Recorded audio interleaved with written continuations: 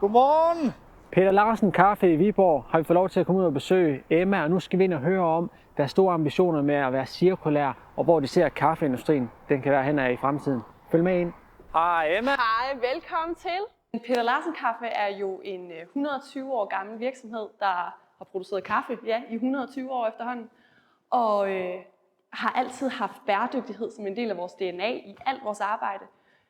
Og innovation, hvordan vi udvikler bæredygtige løsninger og bliver ved med at være markedets innovative frontløber, når det kommer til kaffe. Vi har efterhånden nogle år på banen. Der er løbet en del kaffe igennem kanderne her ved os.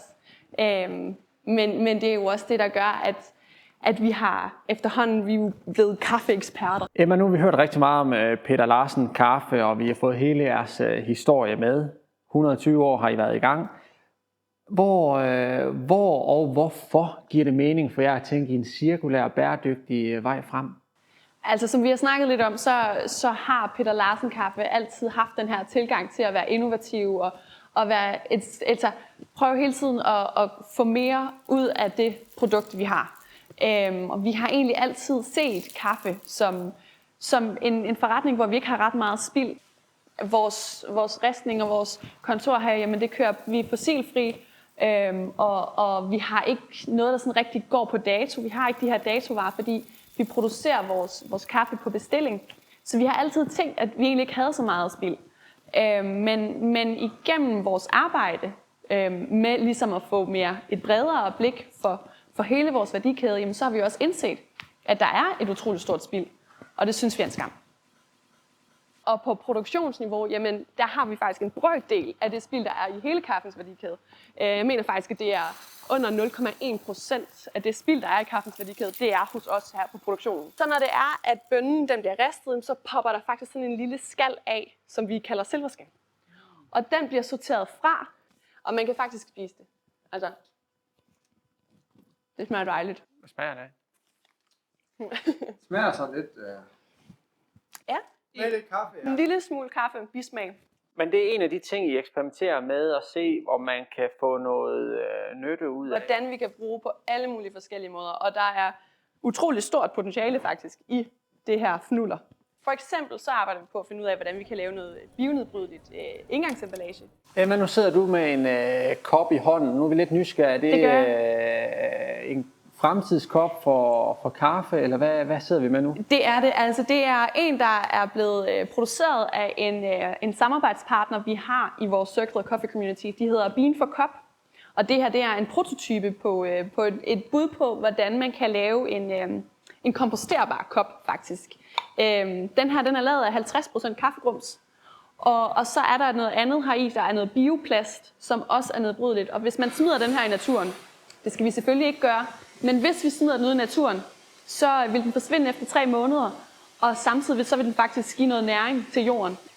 Fordi kaffegrums, som sagt, giver noget er god for jorden og gøder, og samtidig så det bioplads her, der er i den, det hjælper os til at booste den her gødningsproces, som koppen kan. Så det her, en Big Bag, det er jo også et spildprodukt.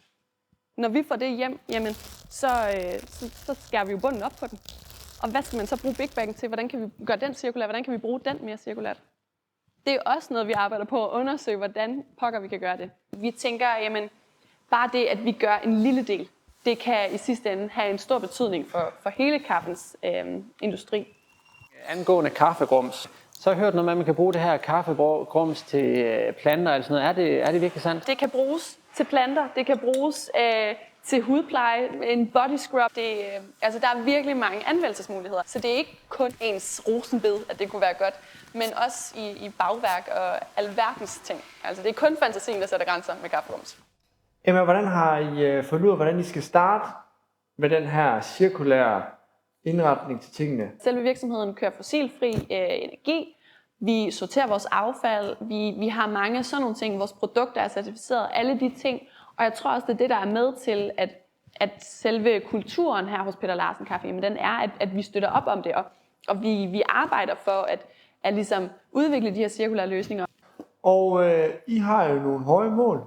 I 2030, der siger I jo selv, at I skal være 100% cirkulær Hvordan gør man det? Når vi siger, at vi vil være 100% cirkulær i 2030, så går vi også kompromisløst ind i projektet om at blive cirkulær.